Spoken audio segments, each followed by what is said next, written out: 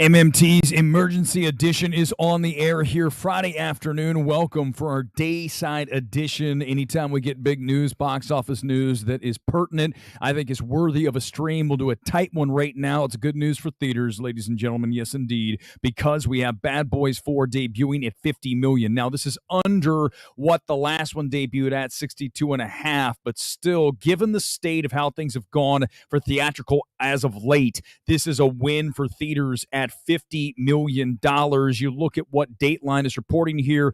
Deadline, not Dateline. We're not doing a murder mystery show here this afternoon.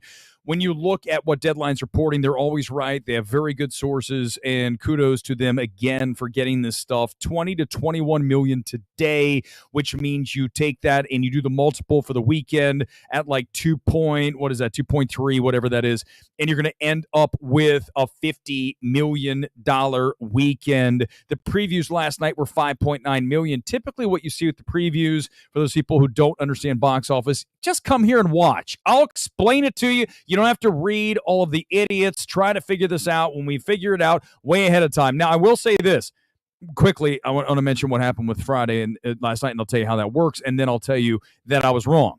I'm going to say it right now. I was wrong about this film.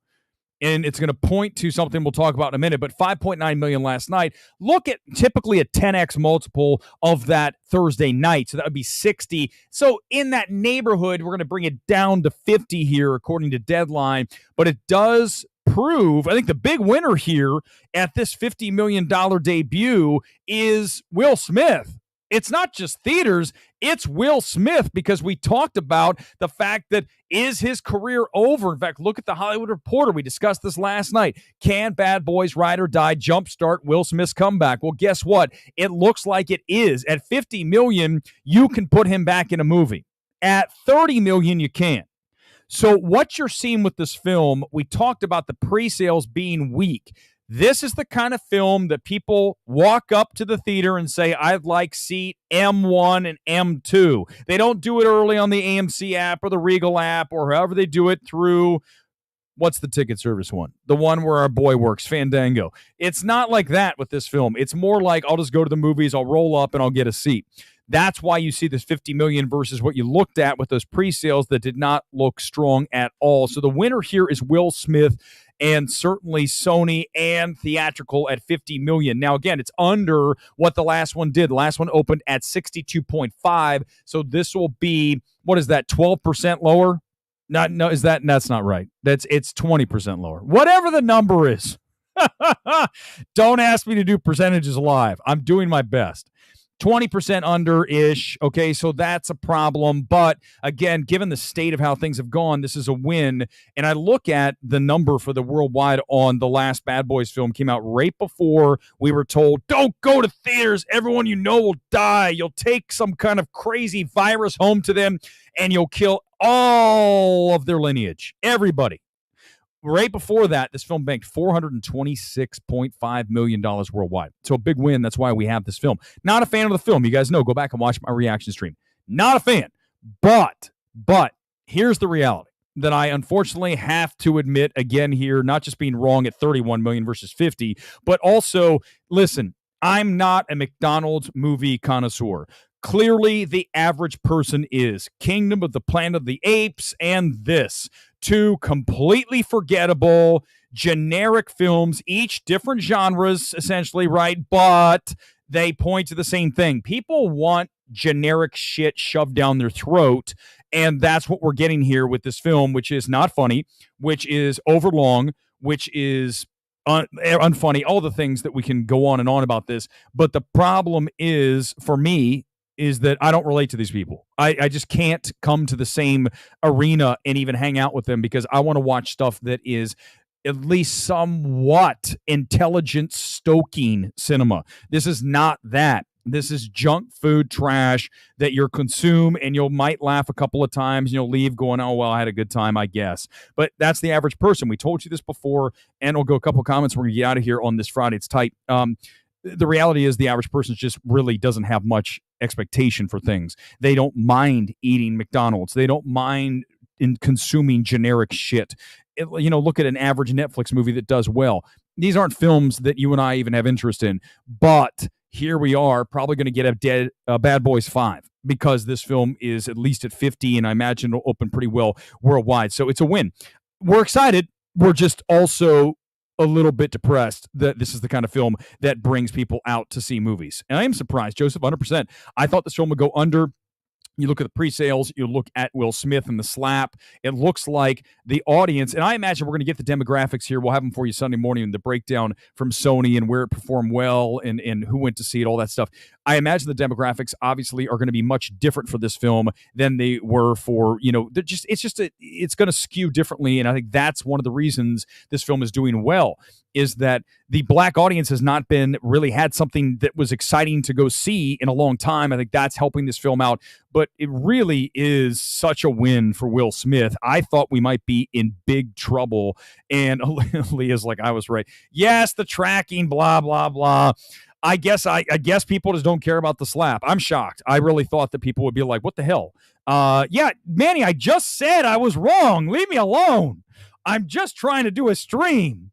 And you guys are like, yeah, you're wrong. Listen, it's disappointing because the film's not great. But I am happy for theatrical, considering it's another McDonald's movie. It's not that good. 100% Vadim, you get it. You get it. You guys understand that. And that's the problem, but it doesn't matter because we have at least a hit in theaters. Let's just hope that going forward here next week, Inside Out 2, get Despicable Me 4 coming up. Then, of course, Deadpool at the end of July. Twisters is in there. That'll perform well. Quiet Place 2 or 3, actually. That will do at least 40, I guess, on the opening. We're going to have definitely a summer that's down from last year, but with Deadpool coming in late, we might get a surge that's insane because that film should, based on how things are falling right now, should be opening and debuting well over 100, right? Maybe even 200 million. And then you're looking at $1 billion worldwide. I think the film has a real good chance to get there. The other films didn't. I get that. 750-ish for the last one, Deadpool. But this time around, you've got Wolverine. You've got a dead zone of films ahead of it, essentially. Nothing big. Last summer, the problem was we had so much quality content. I mean, okay, even if it wasn't quality, it was big films. Indiana Jones, Dial of Disaster, big film, right? Then you had Mission Impossible, massive film. Then you had Barbie. Then you had Oppenheimer. Those films right there are bigger than virtually anything we've had this summer outside of Deadpool, right? Even look at Indiana Jones, which definitely underperformed, and look at Spider-Verse 2 last year. Big time outperform on that. No surprise, one of the best films of the year. We don't have that this summer. This is a weak summer. That's why Deadpool is everything. And once we get there, let's hope that it performs like I expect it to. I imagine we all want to see it. Who doesn't want to see this movie? That's how I know it's going to pop a very big number. It is a boring summer, but at the end of the day, at least we have things like Inside Out 2. At least we have Despicable Me 4. Not because I do want to see Inside Out 2, but I don't want to see Despicable Me 4. I mean, the last one did nothing for me, but it doesn't matter. I want to see it for the box office. I want to see theatrical come back. I don't want to see Alamo go out of business at 6 locations yesterday. I want people to go to movie theaters. Unfortunately, it looks like we're going to have to get McDonald's trash in there to get people to come because they don't want to go watch good films like Furiosa, great films like Challengers, even though it did okay. They don't want to watch some of these films. They want to watch Bad Boys, Kingdom of the Planet of the Apes, things that are just like, okay, Netflix elevated stuff. I mean, it's not where I want to be, but that's okay. We're objective. We're trying to be objective, right? Two different things here. So there we go. I want to watch all the Bad Boy movies this weekend. I'm going to see Bad Boys Ride or Die next weekend. You don't have to, Sir Grizzle. You don't have to watch all of them before. I didn't refresh my memory with the prior 3 installments ahead of this one. I think you're going to be okay. There's plenty of flashbacks in this movie that remind you, oh, this is what happened last time. Because God knows we didn't remember what happened last time. I forgot his captain was killed. And of course, the captain is killed in this one, and it's central. The whole plot revolves around that and him being dirty from beyond the grave. Whatever. The film is, oh my God. How about, I didn't get into this. I'll just quickly touch on this. We'll talk about it Sunday night some more. How about that Tiffany Haddish joke? Like, this is such lowest common denominator shit, right? Listen, close your ears if you got kids out there. There's the joke where they go in, they need Tiffany Haddish's help. She's like a stripper, head of a stripper club. And she says, listen, I'll do it, but you have to lick my pee. I'm not going to say, you have to lick. And I go, what? Is this? And then Martin Lawrence starts going, I'm like, what? this is so tasteless. Yes, I'm not a prude, but that's not funny. That's just lowest common denominator bullshit. But audiences like that. Again, I'm going to close the stream like this. Unfortunately, one more time, everybody, the average person is not very smart, and that's why they enjoy a film like this.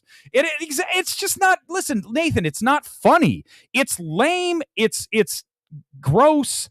Oh, you're going to have to lick my pee. I'm like, what? That's the joke? You see, that's the problem. We have now this like gutter mentality. That's humor. Oh, it's so funny. Lick my pee. And then you just go, ugh, God, Hollywood. But again, we're celebrating the fact it's doing $50 million. Yeah, listen, Nathan, don't get me started on Tiffany Haddish. She actively destroys the card counter. The card, what the hell was it called? Was it the card counter? Whatever that movie was with poor Oscar Isaac having to work with Tiffany Haddish. My God, that was something else, her performance in that film. All right, we're going to wrap here. That was it. $50 million for the weekend. Good news for theaters. Awesome. I'm done. No more streams for you until Sunday morning breaking box office. We're good. $50 million for Bad Boys. We're excited. For theaters, we're not excited for creativity because this film is not great. But it's making $50 million. So hooray, everybody. See you Sunday. Peace out.